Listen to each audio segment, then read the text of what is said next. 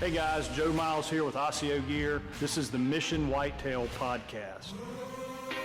We're going to be doing a deep dive into what it truly takes to kill these mature bucks. We're going to step outside the box and look at the why for gear, tactics, training, and more importantly, the mindset from over 35 years of chasing these magnificent animals all over North America.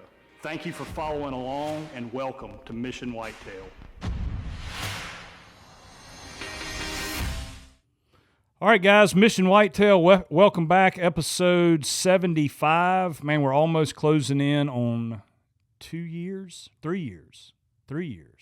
I can't believe it. Man, it's going by quick. But today, joined by Johnathan Moreland, a buddy out of Arkansas that we just recently, we met each other about a year ago down at the Arkansas about their classic. I had known about Johnathan. You guys that are on YouTube that watch a lot of videos, I'm sure you've seen the video of him killing that absolute giant with the longbow. And Johnathan hunts a lot of ground very similar to what we hunt here in South Carolina. He does it with traditional equipment, longbows, recurves, and I've even seen him add in a spear this year, which is pretty fascinating. So, Johnathan, man, welcome to the podcast. So happy to have you on, and thank you for taking your time this evening to get on with us. Yeah, man, I appreciate you having me, and it's always a good day to talk about some hunting. So, appreciate you having me, man. Yeah, so tell me a little bit. Let's start with the traditional side of things because – you know, there's so few guys that actually do that. I mean, when you kind of get into the 1% of whitetail hunters, you see more and more people using traditional equipment. It seems to be getting popular. I've shot a couple bucks with it this year, had some success, but obviously had some failures with it as well. But how did you, what was the trigger for you that you were like, okay, I'm going longbow, you know, because I'm sure like us, you did rifle and then you got into compound. Yep. Take us a little bit through your progression. You know, growing up here in Arkansas, it's very common here where I'm from. This is a big time hunting culture here where I'm at. And I grew up like most kids around here and grew up hunting ever since I was knee high. So I was fortunate, had a dad that carried my brother and I to the woods every chance, he could. So I fell in love with the woods at a very young age and was fortunate enough to know that, man, that's what I love. That's my passion. And I try to, get out there as much as possible, juggling work and all that. So I've always made hunting a priority, maybe sometimes even when I shouldn't have, and I still do to this day. It's something I probably need to work on, but it's, that's kind of my therapy. It's my church, and it just, I just have to be out there. But, the progression into traditional, back to your question, started with the rifle, like you said, and then I believe I started bow hunting. I was 14 when I picked up a compound, other than just, target shooting as a younger kid, but killed my first deer at 14 with a compound and strictly bow hunted ever since I was 14. And then I believe it was 2010. I'd already graduated college, and that season I tagged out on bucks early that year. Was done end of November. Had a couple doe tags left, and one Christmas I went home to visit the folks and saw my dad's recurve hanging up in the closet, and a light bulb kind of went off. Thought, man, it'd be cool if I could just try to kill a deer with this recurve. And to make a long story short, I actually killed a deer with that recurve within a couple weeks, actually, of me grabbing it out of the closet. And that first initial deer that I killed with that old bobbly recurve, which I still have today and still kill with deer with it to this day, man, that just left a mark with me. You brought up you killed 2 this year. I'm sure you probably had a little bit different feeling when you killed those deer with that tradition, a little bit more intimate feeling with that. And man, I just fell in love with that rush and with the more, I guess the intimacy of it with that animal, with that type of equipment. And now knowing what that feels like and knowing to get that, have that success, getting it done that hard way and putting in the time, the practice, everything you have to do to build your confidence with traditional. And once it happens, even now, I've been fortunate. I've killed a lot of deer, and I can kill a big deer, a small buck, a doe, and every time, like it's like the first one I shoot, and I'm addicted to it, and I just can't wait to, like, I'm depressed right now because, man, I've got one deer tag left, and I'll save it for February. I've got one doe tag left, and it's depressing that I have to, knowing that I'm gonna have to wait till September now to where I can run arrow through a deer. So, that's kind of how I progressed into traditional, and I don't ever really see myself steering away from it very, very much. Yeah, it is. My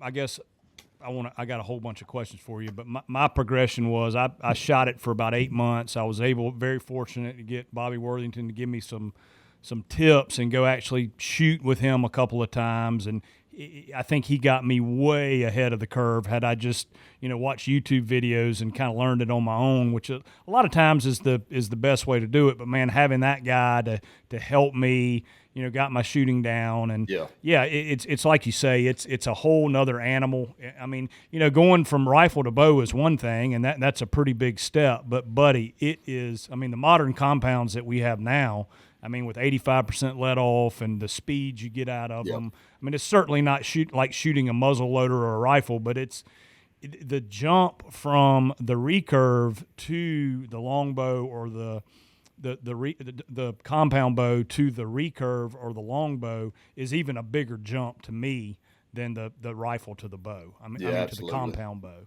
I agree. I shot, and this fall I actually went out to Idaho with a buddy, and my trip got cut a little bit short, but I actually brought a compound out west this year because the elk had been kicking my butt on public land out there. So I actually was going to use a compound this year, and he kind of rigged me up with a compound he had, and dude, I was shooting out to 139 yards and putting 3 arrows in a kill zone at 139 yards. I don't care who you are. Well, maybe there's probably people out there that can do it with the recurve, but like that's just it's a totally different weapon. It's a totally different weapon than your longbow and your recurve, especially like I was saying, the compounds nowadays, which is awesome because it gets people into bow hunting and stuff, and you can take a young kid that's hand-eye coordinated and have him shooting groups and with a compound in an hour. That's probably not going to happen with a traditional bow. No, I'm not saying it can't, but that would be unusual. But but that's the beauty of it, getting out there, and like you were saying earlier, just the trial and error with it, and it's just a fun process. The thing I like about it is that it's one of those things you really can't buy, right? Mm-hmm. You can have the most unbelievable hunting property in the world with the biggest deer on earth. If you don't put the work in with that traditional equipment, it doesn't matter. You can't buy that. It's like guys talk about getting in shape. You can't buy that. You've got to put the effort in. Yep. And that was really appealing to me, was that you can't buy it. You got to put the effort in, and if you don't practice and stay on top of it, you're going to lose it. Yep.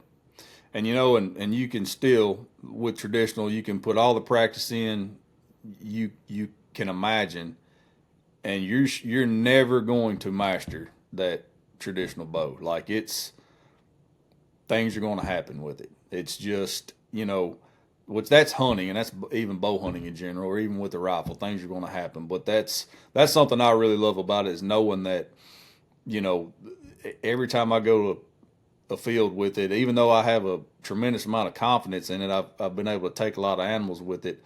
It's the challenge is just never gets easier. And that's what I really love about it. Yep. And what I think we have teed up here, and I'm hearing our listeners right now go, okay, we get it. Traditional's tough. It's hard. So how are you getting on these deer? What are your tactics? And that's what I really think you and I can provide some value here, is especially with the fact that you're hunting these big woods, these big swamps, and how do you drill down, when do you go, what are you focused on? And I'm sure you've talked about this on several other podcasts and some of the seminars that you do, but just walk us through, because I mean, you've done this for, like you said, growing up with your your family and hunting with your brother, your dad, and doing it your whole life. So you have developed a system that gets a guy that needs to be, I would assume, 15 yards and in. I'm guessing that's where you want to. Absolutely. My goal is to try to, when I'm looking for what I like to call a pristine setup, I'm looking for 12 yards. That's what I want. I'm not a good shot. I feel like I'm good at trying to get close. I'm confident in my shooting, but 20 yards with a longbow recurve, that's a tough shot. 10 yards, man, I'm pretty confident. So, I like to tell people, people ask me about my shooting a lot. Well, how far can you shoot? How far are you confident with it? Well, I'm a lot more confident if I know I can get as close as I can to where I think that animal's going to come. And back to your question with the big woods here in Arkansas, it's relative to where I'm at. We hunt a lot of different areas around here, and I've said this a lot on podcasts, and it's kind of you hear this a lot now is feed trees, and we were kind of talking about it earlier before we started recording, but that is a big way that I hunt, and that's how I learned how to hunt. I learned how to bow hunt when I was squirrel hunting with my dad. He was the one that told us, these are persimmons, these are acorns, showed us what scrapes were, yada, yada, yada. I learned to bow hunt when I was squirrel hunting with my dad when we were young. And you just tie all that in together, and with the traditional, it's the same approach that a man would take with a compound, except I know I need to be closer. So when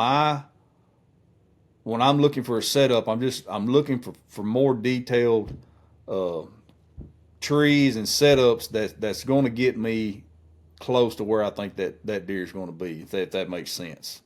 To give myself a better opportunity to make a good shot, whereas, used to when I was younger with the compound, I might set up 35, 40 feet in a tree sometimes with the climber. Well, now with the stick bow, that's an extremely tough shot. So, if I can, I like to be anywhere from 10 to 15 feet if I have enough cover, to break myself up, and that gives me a better shot at the vitals of a deer, Yeah. Now, are you a climber guy, lock-ons, kind of? What's your I've actually tried everything at this point now. I've killed probably just because I've hunted out of one more than any other stand is, the old Summit climber that everybody hates, that's heavy and cumbersome. Man, I couldn't even tell you how many deer I've shot out of that thing. But that being said, now I've used the saddle, lock-ons. I use it all, and I think all of it has its place at times, depending on what you're doing. They're all pretty good tools to have. I do have a preference, and I a lot of times I don't really like to say what my preference is, because there's a spot for all of it. It's not an end-all be-all with just one. But normally, if I'm covering big ground, I really started to like that saddle. At first, I wasn't crazy about the saddle with the stick bow, but I've learned to use it better, and that thing's super nice when you just want to throw it in your pack. And if I'm rolling 10 miles in a day to scout or whatever, and find me some hot sign and I want to hop up in the tree, that is nice. And obviously there's lock-ons out there now that are, they're pretty expensive, but they are nice, lightweight to carry. And I've used a couple of those lately, and I like all of it. And I do use just a little bit of everything. Cool. So walk us through, like, I'm sure, like me, you have a system. Like, we're getting into, we're not far from February. We're about to hit February. Seasons are about to be over. Let's say we get into March, April, or let's get on past turkey season, because I know you love to turkey hunt. Yep. So we're done with turkey season. Walk me through Johnathan Moreland's plan to get ready for next year. You obviously, in the back of your head, this buck I think is still alive. This area I had an encounter. Kind of walk me through what your plan is of attack, with getting your cameras out, scouting new areas. We're into May. Let's call it May. Turkey season's over, and off you go. So I'm going to even fast forward all the way to basically September. Perfect. All summer scouting for me is irrelevant where I live because the deer are not there. So it really makes no sense for me to beat around. They're not there. They're in the crops. Our deer move a lot from season to season. So this year, I can tell you right now, I already know where I'm starting because I had a friend that actually found a matching set of sheds to a deer that I didn't know existed. And I do run a lot of cameras in some of the places that I can. This deer I never had a picture of.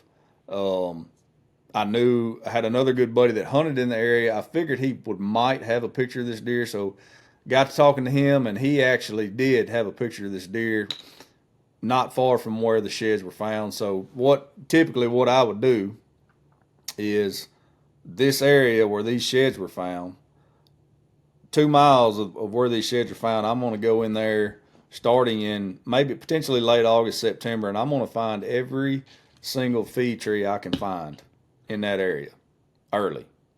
And Oaks and persimmons. Oaks, in this particular area, it's only oaks and persimmon. There are a couple honey locusts I actually know of that are in that area, but anything that the deer are potentially going to hit, I'll go in there and I'll take binoculars, and by then you can see if the trees have produced. They won't be dropping then, but I can go in there and mark, all right, this tree could be a potential spot to catch a deer on, and then I'll come back later when they're dropping, and that's when I'm going to go in there, and depending on the sign that I'm seeing, I'm going to know where to start hunting based off of how hot the sign is, in that area. Also, if I can, depending on some public lands here in Arkansas, you're not allowed to use trail cameras, but if I can, I obviously like to try to use as many trail cameras as I can just to kind of monitor the situation under the trees. So when you go in late August, September, backpack, will you have trail cameras in there on the areas that you're allowed to put them out? And if you roll up to a white oak, and you're like, oh my God, this thing is, the limbs are bending. It's got so many acorns on it. Will you go ahead and set a camera up right then? Yes, a lot of times I will, because it may be a week or 2 or 3 before I can even, because I do cover a lot of area, and it may be a while before I get back.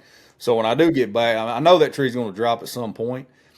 May be a decent buck using it, may not be, but yeah, if I have a camera handy, I will go ahead and put one up just that way I can have that data when I get back in there to check that, Yep. So you go through your whole area where the sheds are, where the picture was, 2 miles circumference around this deer. You found every feed tree that you think is going to produce or is going to produce. You've got out as many cameras as you can get. And all right, now I know that the acorns, the first acorns have started falling. Hunting season is in. Persimmons are getting right. All right, now it's go time. So. Yeah. Do you go back in and pull all your cards, or are you hunting as you go? I'm hunting as I go, but I can tell you brought up persimmons and acorns. Persimmons are going to be the go-to right off the bat early. They're going to drop before our acorns drop. Sometimes we'll have some water oaks drop early, and you can kind of hunt them the same time as you hunt the persimmons, but usually it's persimmons, honey locusts dropping about the same time, and then into the acorns. And every now and then, unfortunately, you will have a year like we had this last year where we didn't have any acorns at all. And that's tough for the way I like to hunt. And the reason I love to key in on a feed tree is main reason for hunting with a stick bow. I know I'm potentially going to have a shot 12 yards set up on this feed tree here. So on a year like this year, it was extremely tough because now instead of focusing on feed trees, I'm having to figure out what else they're feeding on and pay a lot more attention to bedding and where I think they're bedding, setting up on trails where they're wind checking thickets. And that I actually killed a deer this year. That's exactly how I killed him. He was just coming through scent checking a thicket. So, it's not always feed trees. It's just relative to the situation, and it's just depending on what's going on every year. Every year's different. Sure. So normal year, you've got everything out. Your persimmons are starting to drop. You've got your persimmon trees that you've got in mind. So it's let's call it a Saturday afternoon, right? Mm-hmm. Lunchtime. You got your climber or whatever rig you're running. You're into the woods. You're going to a particular persimmon tree that you know was producing. You get in there, your camera's there. Are you pulling your card out right then and checking it? Are you hunting it and then checking it? What is your kind of, how do you? That just depends. I kind of have days where I'm a meat hunter, and then I have days where I might not want to shoot a deer, not want to mess with a deer that night, and I'm looking for a good buck. Mm-hmm. You know, we have 2 tags in Arkansas. We get 2 buck tags and 4 doe tags, and I'm not a trophy hunter by any means. We get a very long archery season in Arkansas, so I can hunt end of September, October, November, December, January, and February. And I hunt a lot. So usually I'm trying to hold out for, a mature deer. He doesn't have to have a giant rag, just a mature deer, because it allows me to be in the woods more. I don't necessarily want to shoot the first youngest deer, buck I see, although I want to shoot that deer. If I do, then, then I only have 1 tag left. So I'm not against shooting small deer. I want to get that out there, because I love to kill big deer, little deer, does. I love to kill deer. Sure. So some days I may check that card to see, what kind is coming in the area, and then days I know I just want to kill a deer, kill a doe. It's hot sign. I don't even want to mess with it. I'm gonna go up the trees. I'm gonna shoot the first thing I see, and those are the funnest hunts to me. Yeah, the unknown. The unknown. Yeah. You don't. But if you've got that big target buck in that area, and you're like, man, this is something world class that I might. Oh yeah, I'm checking cards, and I've had that situation before with a few years ago when I killed the big deer. I knew he was in the area, and I told myself, that I'll hunt this deer till I kill him or till someone else kills him, or, that's it. I was going to hunt that deer till I knew he was dead. And fortunately I was able to get that one. But, that's always not the case. It's just year to year. Yeah. So I'm sorry, I'm going to pester you on this just because I find it very, very interesting. So you go in, feed tree, producing, check the card. Let's say, just hypothetically here, he the buck's been in there. I'm sure you've already got the couple of trees that you can get up depending on wind direction and where you think they're coming from. Mm-hmm. The problem, I don't know that it's a problem, but I guess the hurdle that I run into with hunting the feed trees here in the big swamps of South Carolina are twofold. Like we have a few persimmons. Mm-hmm. But we have a lot of sawtooth oaks, and they're in groves, right? Mm-hmm. So you'll have, and there'll be sign all over the place, and it's a big sawtooth grove. And you get in there, and if he comes out in there, he's feeding on one, at the other end one day, the middle, or down where you were, or whatever it may be. So it can make it difficult. And then another thing that we run into, and our deer are, our rifle season comes in August 15th and goes to January 1st. You can shoot 5 bucks. So, our deer get hammered. When they come into those feed trees, 9 times out of 10, they're coming in downwind of them. Yeah. Right? They're circling downwind, and I'm trying to get downwind. And, the strategy for me is, am I far enough downwind that they're going to cut, in front of me? Right. You're nodding your head, and you've experienced all of this. Right. Kind of walk us through what you do in those situations. You've got to be right on top of that 12 yards with your recurve, and you just send it and go. And hey, if he gets downwind of me, nothing I can do. That's pretty much my mentality. What I like to do, and don't get me wrong, I get busted a lot, and but I accept it. That's part of it. I'm not a scent guy. I'm not a scent guru. I don't believe in all that. I try to play the wind the best I can. Sometimes I get busted, sometimes I don't. Yep. But going back to that, the main thing that I like to do that helps me is, you brought up the sawtooth oak grove. We have some sawtooths here on the public piece that everybody and their mama knows about now. But but what I would do when I would hunt that, because like you said, they would come in there and they may be 60 yards feeding over here, they may be 80 yards feeding over here.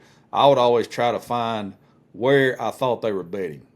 And it's really tough to do down here because it's super thick. They can be anywhere. But I would I would beat the thickets out and jump deer and try to figure out where they were bedding, and then I would know, okay, they may be coming from here, so this is this is going to be the best wind I can hunt this, and maybe just have that crosswind to get away with it. Is typically what I do. But I have had situations where I've set up and call it extreme luck, I guess. I've had deer actually come in upwind of the tree. So, it's just sometimes it's going to work out for you. Sometimes it's not. There's not an end all be all fix. Yeah. Yeah. So, and then another thing is, you get deer in there and maybe it's not deer you want to shoot or they're a little bit out of range. Well, then you got to get out of there too, right? Yeah. So you're hunting on the X, on the feed, and you've got to get out. And I mean, you can sit there till it gets pitch black dark or sit there till midnight and you think you're clear and you climb down and you inevitably, you're going to bust something. And, yeah. And that's, I've got buddies that they actually howl like a coyote. They like to do that before they get down.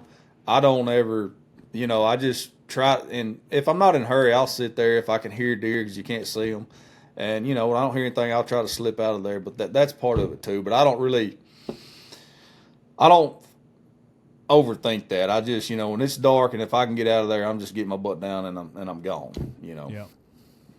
Do you do any type funnel stuff? Like if you find like a big oxbow or something and, 2 or 3 trails come together and, Bobby that's big mid-season or right before the rut or during the rut. That's when I'm really hitting those funnel areas. Gotcha. Back to, I killed a decent deer this year and I killed him just right on the riverbank and there was a thicket to the south, had a south wind that day and I just caught him coming on the north end of that bank, and there was a lot of luck involved in that. He was with a doe, and I never in a million years would have thought he would have come right where he come. But sometimes, a lot of guys don't want to talk about this, but sometimes you get lucky. That's just, sure. Yeah. The more you're out there, the more something can happen. So, I know a lot of guys don't believe in luck, but I can tell you I've been pretty lucky on a lot of hunts. So that's part of it. No, for sure. No question about that. And I keep bringing up Bobby, but he's been a mentor to me, and he is fine-tuned his craft to where he's end of October to Thanksgiving, and that's the only time he hunts. That he wants to. He thinks he maximizes his chances to being when they're on their feet, that rut time, pre-rut, all the way through the late rut there at Thanksgiving, and he's hunting funnels exclusively. And I agree with that. I mean, I do too that time of year, but I also like to hunt early season. Mm-hmm. And for me, early season is all about food, right? It's all about, whether it be a food plot, whether it be, a feed tree, we get a lot of greenbrier and cutover, and we get deer that browse the crap out of that. They're up and down the edges of those cutovers. So I like to either get where I think what they're using to get to the food, being the trail to get there. That way I'm not on the X, and I might can hunt that multiple times. Yeah. Or either right there on the X on the feed tree, but I'm also shooting a compound, so as a place where you've got to be 15 yards and in, I can be 30 yards in 2 different directions, and that doubles, my range and maybe the trails that I can cover. Yeah. So it is a difference there, but to me, you're just as likely or have just as good a chance right off the rip early season when they haven't been hunted and they're comfortable coming into that food as you are during the rut. So I like to do both. I'm not just focusing solely on the rut. Yeah, and and back to like you were talking about Mr. Bobby, I agree, especially if you're keyed in on a single deer that a sole deer that you're trying to kill. He's way easier to pattern early than he is when it comes rut, and he's who knows where he is then. And a lot of times, and I have it happen to me every year just about, I may be on a deer and I don't get him early and the rut comes and it's over, man. That's just part of it, unless you're lucky enough that he survives the rut and then he comes back later. But I know my window is slim. I really do like to pound it early because, we have a very generous rifle season here in Arkansas. So when it comes in, that's another factor. So you're definitely at an advantage early, even though it's hot and the mosquitoes are bad. If you deal with it, you're setting yourself up for more success early than you are late for sure. Yeah. Yeah, I agree. I feel like the first part of the season it can be absolutely magical, and then obviously the rut. If you're in a good tight funnel in a buck's area, that he's going from one big landmass to another or whatever it may be. And I've hunted Mississippi a little bit for whitetail, and you and I talked about that. Would love to get down there at some point and experience some of those big river bottoms. And our rivers are smaller here. Congaree is kind of the Congaree River Basin. It's very, very similar, just not as vast. I mean, y'all's river bottoms are insane. Yeah. Yeah. And I'm sure you use boats and canoes and pirogues and. Yep, we use a little bit of everything, just depending on it's all relative to the area. But yeah, I actually used to boat a lot more than I do now because boating has become extremely popular now. So now a lot of the younger guys, they think they need them a boat and they need to run down river 2-3 miles and they're gonna get away. Well, now a lot of times I just hop out of the pickup truck and take off. I do that more now than I used to. Yeah. So, it's just all relative to the situation, and that's another thing with the public land, and that's just part of it. And it's good. I hear a lot of guys complain that public land's getting crowded, but for me, like with the traditional bow, I like the challenge. So that's just another challenge to me. That just makes it that much tougher. And when you actually have success out there nowadays, it's even greater than what it was 10 years ago. Yeah, I mean, because the public land, I mean, I hunt a little bit, not a lot. Normally it's leases or farms or permission places that I get.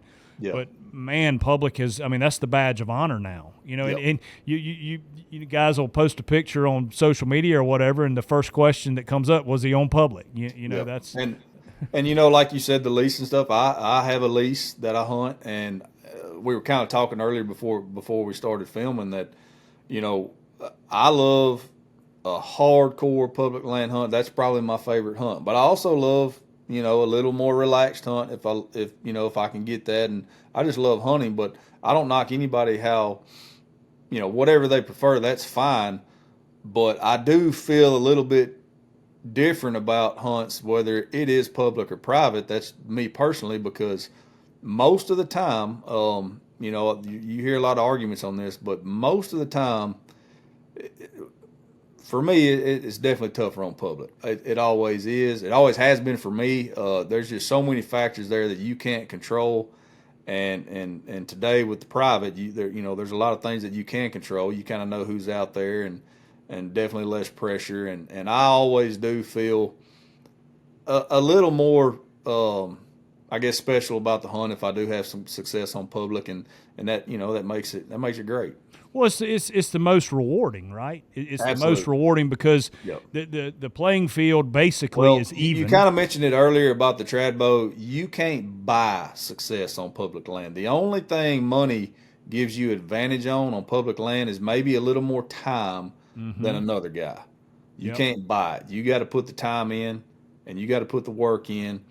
And like I said, guys don't like to say this. Sometimes you can go out there and get super lucky and have one walk right up on you. But, the more you're out there, the more something can happen. But there is no argument, in my opinion. And don't get me wrong, I'm not knocking private because I hunt private. I love it. But if somebody tells me it's harder to hunt private than public, they're full of shit, because I've done it my whole life. And Yeah. They're full of shit. Yeah. So, that's just the way it is. Yeah, and I think a guy I think a guy that religiously hunts public land and deals with everything that he has to deal with, and he is, let's call it, consistently successful. I mean, sometimes on public, if you're after big mature deer, it could be 2-3 years between kills. Yeah. But a guy that can consistently get it done, he has honed his craft so well that he can go on private and be very, very successful very quickly. Yep. You take a guy that that's been on private his whole life, again, nothing wrong with it at all, Yep. and then dump him into a big public block that's highly pressured, he's going to struggle. Oh man, he's definitely going to struggle. You know, I'm fortunate. I got a lot of buddies love to hunt. I've got buddies that hunt public, buddies that strictly hunt public, buddies that strictly hunt private. And let me tell you, I can take them private land hunters, drop them off in the public, and they ain't hurting nothing. But you drop them boys off that grind on that public and get it done every year, and turn them loose over there on Jim Bob's private ground. There ain't gonna be many deer left for old Jim Bob to hunt. So that's just the way it works. You know, we talked for 10 or so minutes before we started recording. Hunting needs to be fun too. And right. So that's the main thing. That's the hunting main needs thing. to be. Doesn't matter how you're doing. And it can get miserable hunting on public that's highly pressured. I mean, you get everything set up, you've got everything dialed, and all of a sudden, 7:30 in the morning, here comes a guy. He sets up 100 yards from you, the wrong wind, and he blows everything. That can be miserable. But it is very, very rewarding. And if you want to become a world-class hunter and very good at that craft, diving into public and learning how to navigate that and figure out highly pressured deer will do that. But if you want to have fun, we just recorded an episode here for a release we're doing on brush country talking about Texas. You know, you can go down to Texas and, man, you're going to see 15 bucks. They're going to be inside 30 yards. They're coming to feed. They're relaxed. And that, I mean, you're going to have a mesquite grill steak at night, have some brisket, have a campfire, and man, is that fun. That is. Oh, man, and that's what it's supposed to be about. And, you know, I was talking with Clint last week, and you kind of brought up the spear earlier. You know, I killed a couple deer with a spear this year in Arkansas. Arkansas legalized the spear this year, and, you know, I really thought, man, I really want to do that. That's going to be a challenge. And it was, let me tell you.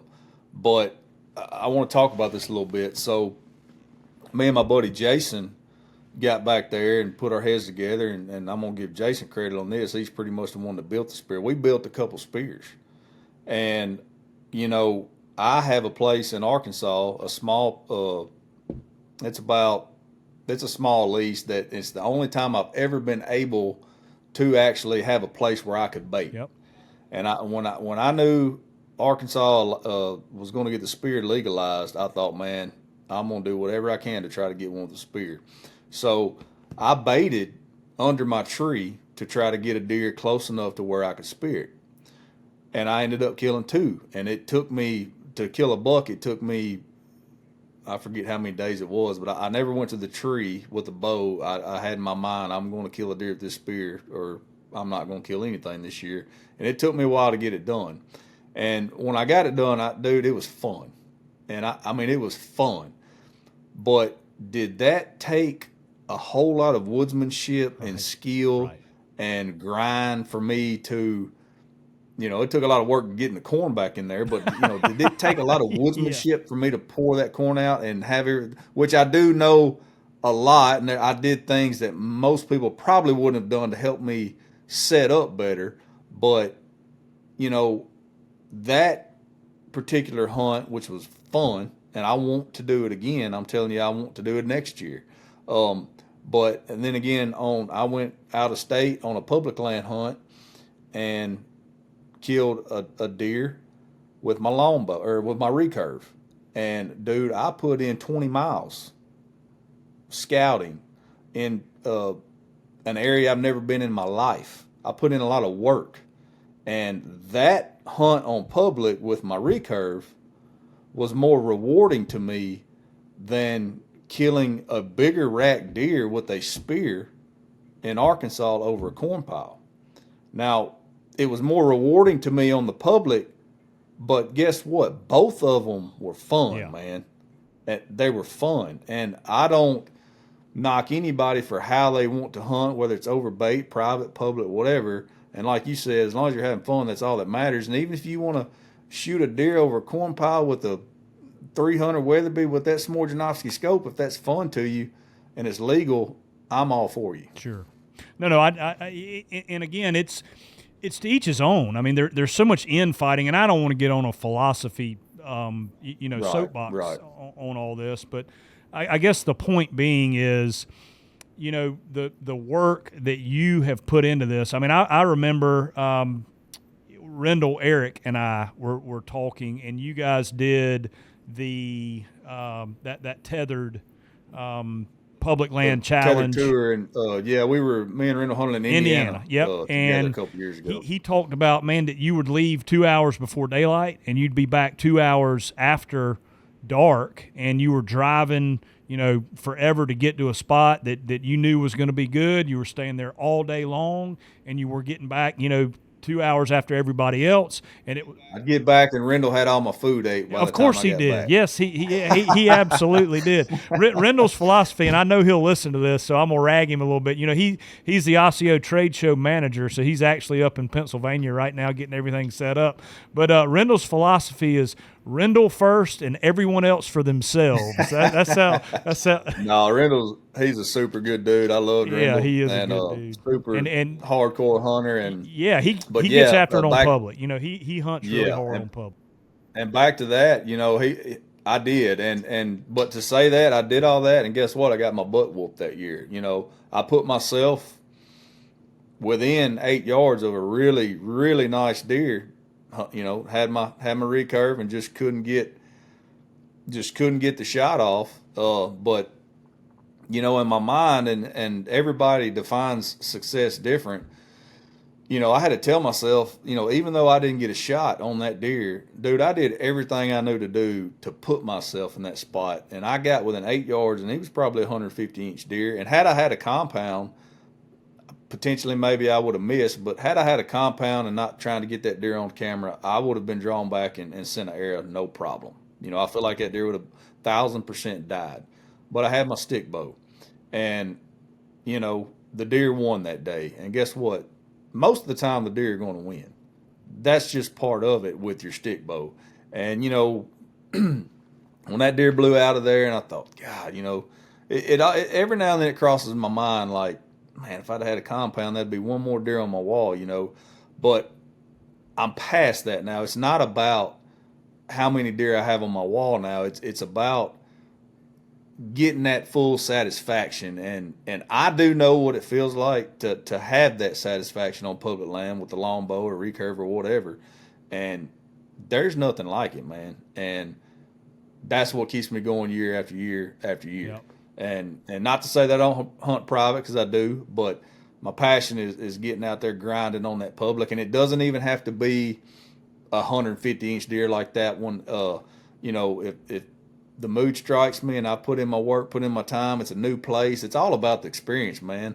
Hunting with new people, and I get set up and everything's good, and the turkeys are gobbling that morning, sun's coming up, and little old 8-point walks by.